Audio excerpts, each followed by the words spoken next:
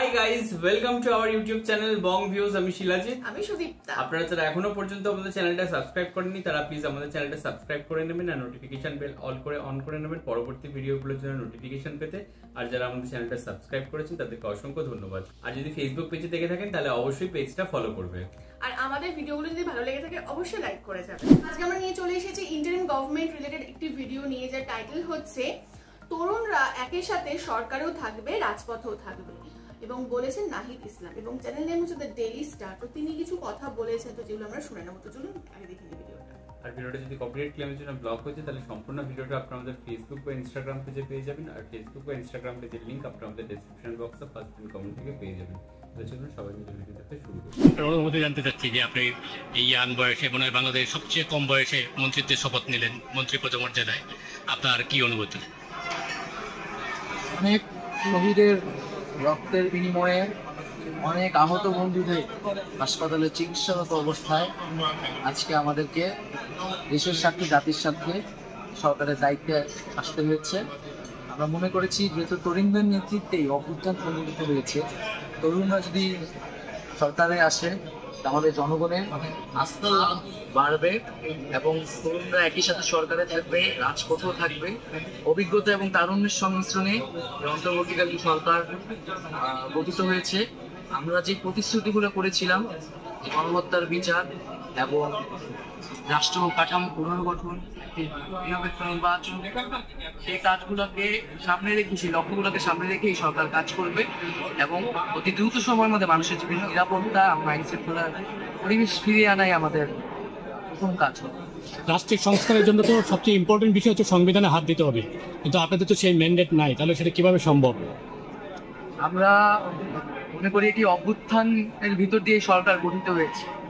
আমরা কিন্তু কেবল ক্ষমতা হস্তান্তরের জন্য, একটি গোষ্ঠীর কাছে ক্ষমতা পৌঁছে দেওয়ার জন্য এই অভ্যুত্থানে মানুষ এত শহীদ হয়নি, রক্ত দেয়নি। মানুষ একটি নতুন বাংলাদেশ পাবে, নতুন রাজনৈতিক বন্দোবস্ত পাবে, সেই আশা থেকেই এগুলি করেছে। তো মানুষের সেই ম্যান্ডেট নিয়েই আমরা সরকারে এসেছি এবং অন্যান্য রাজনৈতিক দল এবং বিভিন্ন পক্ষের সাথে আলোচনার মাধ্যমে আইন অনুযায়ী যতটুকু কার্যক্রম নেওয়া সম্ভব এবং রূপরেখাগুলো আমরা হাজির করব এবং সেই অনুযায়ী কাজ করব। আপনারা গণপরিষদ গঠন করার পরিকল্পনার কথা বলেছিলেন আন্দোলনের সময়, সেই পথে কি হাঁটবেন?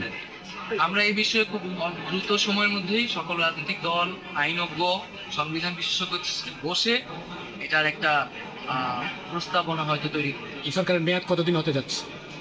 এই সরকারের মেয়াদ সম্পর্কে এখনই বলা যাচ্ছে না, কারণ নির্বাচনের আগে আসলে নির্বাচন কমিশন থেকে শুরু করে রাষ্ট্রীয় কাঠামোর সংস্কার প্রয়োজন এবং আইন শৃঙ্খলার পরিবেশ থেকে যে কাঠামোটি ভেঙে গিয়েছে সেটিকে আবার নতুন করে তৈরি করা, সেটির জন্য আমাদের হয়তো একটা সময় লাগবে। তবে রাজনৈতিক দলসমূহ বা জনগণের মতামতের ভিত্তিতেই আসলে এই সরকার পরিচালিত হবে এবং তার মেয়াদও আসলে আমরা মনে করি সে অনুযায়ী ঠিক। কতদিনের মতো আইডিয়া বা কোনো এই বিষয়ে এখনই আমরা বলতে পারছি। বিএনপি তো দ্রুত নির্বাচন চাচ্ছে, বিএনপি তো একটা বড় রাজনৈতিক দল, তাদের সঙ্গে কথা বলে আপনারা সরকার গঠন করেছেন আমরা শুনেছি। তো এইখানে আওয়ামী লীগের কাউকে দেখলাম না, আপনারা কি কথা বলতে চেয়েছিলেন কি না? না, আমরা তো বলেছিলাম যে ফ্যাসিস্টদের যারা সমর্থক তারা এই সরকারি স্থান পাবে না এবং তাদের এখনো বিচার হয় নাই এবং শেখ হাসিনা দেশ ছাড়ে পালিয়েছেন। অবশ্যই আগে ফ্যাসিজমের সাথে যারা জড়িত তার বিচার, গণহত্যার যারা দণ্ডিত, যারা হচ্ছে অপরাধী, তাদের বিচার আগে করতে হবে।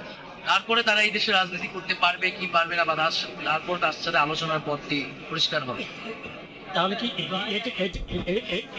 এটা কি মানে শুধু এই ঘটনার বিচার, নাকি আর আগে যে হত্যা, গুম, এই নির্বাচন, গণহত্যা, পিলখানা হত্যাকাণ্ড থেকে শুরু করে এই আগস্ট এবং জুলাইয়ের যে গণহত্যা এবং এইগুলো রেজিমের যে লুটপাট, দুর্নীতি, ভোটাধিকার লঙ্ঘন, এই সব কিছুই আমরা বিচারের আওতায়। তার আগে কি মনে হয় না যে আপনার পার্লামেন্ট গঠন করে একটা ফরমেশনের ভিতর দিয়ে গিয়ে এই কাজগুলো করলে ভালো হতো, সংবিধান সংশোধন করে? আমরা কিন্তু এই গণঅভ্যুত্থানের প্রতিশ্রুতি ছিল এই গণহত্যা থেকে শুরু করে সরকারের দুঃশাসনের বিচার করতে হবে। তো অন্তত আমরা কিন্তু সেটা একটা টুকু কমিশন হতে পারে বা একটা প্রধান কমিশন হতে পারে, তো একটা প্রাথমিক উদ্যোগ কাজগুলা এই সরকারের থেকেই শুরু করে দিতে হবে, নাহলে মানুষের যে আস্থাটা আমাদের দিয়েছে সেই প্রতিশ্রুতির সাথে আসলে এই আপনি কোন মন্ত্রণালয় পাচ্ছেন দায়িত্ব? এই বিষয়ে আমরা প্রধান উপদেষ্টা সহ অন্যান্য উপদেষ্টা এক্ষেত্রে আপনার চ্যালেঞ্জ গুলো কি মনে করেন প্লিজ, যদি চ্যালেঞ্জ গুলো একটু। চ্যালেঞ্জ হচ্ছে যে বাংলাদেশের মানুষ অনেক দিন ধরে ভোটাধিকার থেকে শুরু করে রাজনৈতিক যেটাকে বলে একটা বিরাজনীতিকরণ বাংলাদেশে ঘটেছে, কিন্তু অভ্যুত্থানের ভিতর দিয়ে তো তারুণ্য জেগে উঠেছে।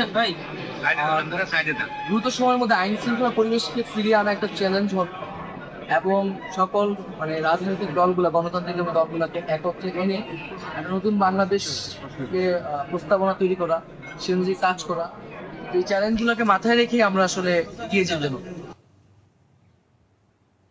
দেখলাম হচ্ছে ভিডিওটা, এবং এখানে একজন তিনি ছাত্র এবং তিনিও ইন্টারিম গভর্নমেন্টের একজন যথেষ্ট একটা গুরুত্বপূর্ণ পদে স্থান পেয়েছেন, আসীন হয়েছেন, এবং তিনি মানে তার কথাবার্তা শুনে যথেষ্ট দায়িত্ববোধ সম্পন্ন একজন ছাত্র বা একজন যুবক লাগলো, এবং তিনি যে কথাগুলো বললেন সেগুলো মানে ভীষণ ভালো লাগলো।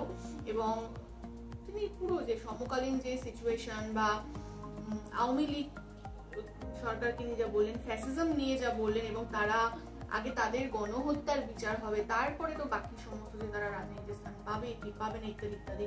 ইভেন নির্বাচন কবে হবে সেটা এখনো কিছু বলা যাচ্ছে না, নির্বাচন কমিশনের উপর বা বাদ বাকি অনেক কিছুর উপর জিনিসটা ডিপেন্ড করে আছে। এই সমস্ত কিছু আমরা জানতে পারলাম। এবং তাকে আমরা দেখতে পেয়েছি যে এই যে কোটা আন্দোলন যখন শুরু হয়েছিল তখন থেকেই আর কি যে সমন্বয়কারী যে 6 ছাত্র ছিল তাদের মধ্যে তিনিও একজন, এবং তাকেও জেলের থেকে আর কি কীভাবে অত্যাচারিত হয়ে ফিরে আসতে হয়েছে, এবং প্রথম সারি থেকে তিনি নেতৃত্ব দিয়েছেন এই কোটা আন্দোলনের, এবং তার একটা মুখ্য ভূমিকা ছিল এই আন্দোলনের ক্ষেত্রে, এবং তাকে যে এই উপদেষ্টা মণ্ডলীতে সামিল করা হয়েছে এর জন্য একটা বাংলাদেশ হয়তো ভালো মানে নেতা বা বলা যায় যে একটা ভালো মুখ পাবে, মানে যাকে দেখে বাংলাদেশি যারা যুবক যুবতী বা ছাত্রছাত্রী ছিল তারা যখন উদ্বুদ্ধ হয়েছে, তো তার কথা যখন সরকারে আর কি চলবে, তো সেই জিনিসটা হয়তো বাংলাদেশের জন্য বা আপকামিং দিনে বাংলাদেশের রাজনীতির ক্ষেত্রে অনেকটা ভালো হবে, এবং ভালো জিনিসটা কোথাও গিয়ে পাবে বাংলাদেশ। এবং তাকে দেখে যথেষ্ট দায়িত্বশীল মনে হলো, এবং তার কথাবার্তা যেটা দেখে মনে হলো যে ইন্টারিম গভর্নমেন্টের যে সময়কাল যেটা আপনাদের সংবিধান অনুযায়ী 3 মাসের মধ্যে নির্বাচন করা উচিত যে সরকার ভেঙে যাওয়ার পরে, বাট সেটা যে কতদিন প্রসেস লাগবে সেই ব্যাপারে এখনো পর্যন্ত সদুত্তর তিনি দিতে পারলেন না। এবং তার সাথে সাথে তার কথা শুনে যেটা মনে হলো যে পরবর্তীকালে আওয়ামী লীগ যে একটা নিষিদ্ধ রাজনৈতিক দল হিসাবে পরিণত হবে কিনা, বা তারা পরবর্তীকালে কোনো নির্বাচনে অংশগ্রহণ করতে পারবে কিনা সেই ব্যাপারেও একটা সন্দেহ দেখা দিল। এটা আপনারা অবশ্যই জানাবেন যে আপনারা কি আওয়ামী লীগকে আবার দেখতে চান, নাকি যেমন আমরা দেখেছি যে জামাত একটা নিষিদ্ধ রাজনৈতিক দল হিসাবে স্থান পেয়েছিল জামাত, তো সেটাও আর কি আওয়ামী লীগকে সেইভাবে দেখতে চাইছেন। আর তার সাথে সাথে যে তারুণ্যর ছায়াও যে এই মন্ত্রিসভার মধ্যে রয়েছে, তো এটা কিন্তু দেশের জন্য খুব ভালো, এবং সমসাময়িক বিষয়গুলো উত্থাপন করার জন্য খুব একটা ভালো দিক। তো যাই হোক, ভিডিওটা আমরা সবটাই বুঝতে পারলাম। এবার দেখার হচ্ছে অন্তর্বর্তী সরকার কিরকম ভাবে এই যতদিন তাদের কাছে ক্ষমতা আছে তারা কিরকম ভাবে দেশটাকে চালাচ্ছে, প্রশাসনিক দিকে কি কি উন্নতি সাধন করছে বা কি কি দায়িত্ব পালন করছে, এবং সাধারণ মানুষের জন্য কতটা তারা উপকারে আসছে, এটাই দেখবার বিষয়। এবং আমরাও চাইবো যে নির্বাচনটাও যেন একটা টাইম মেপে ঠিকঠাক ভাবে হয়, এবং আলটিমেট যে সরকার আসবে বাংলাদেশ সেটা যেন যোগ্য সরকারের হাতে দেশ মানে দেশ পায় আর কি।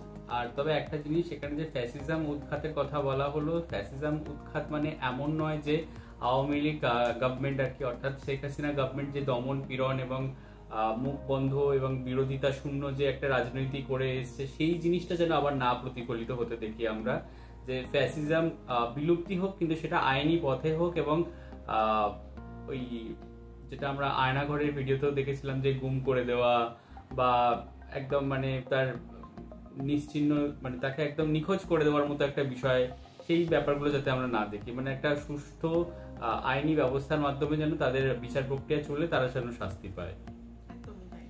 তো যাই হোক, এখানে আমার ভিডিওটা শেষ করছি। আশা করছি আপনাদের ভালো লেগেছে। এছাড়াও যদি আপনারা আরো কিছু ইনফরমেশন দিতে থাকেন অবশ্যই কমেন্ট বক্সে জানাবেন, এবং আমাদের ভিডিও যদি ভালো লেগে থাকে লাইক করবেন এবং আমাদের চ্যানেলটাকে সাবস্ক্রাইব করে যাবেন। আর হ্যাঁ, তার সাথে সাবস্ক্রাইব বাটনের পাশে জয়েন বাটন পেয়ে যাবেন, সেখানে কিছু ফেসিলিটিস দেওয়া থাকে, চাইলে আপনারা চেক করতে পারেন।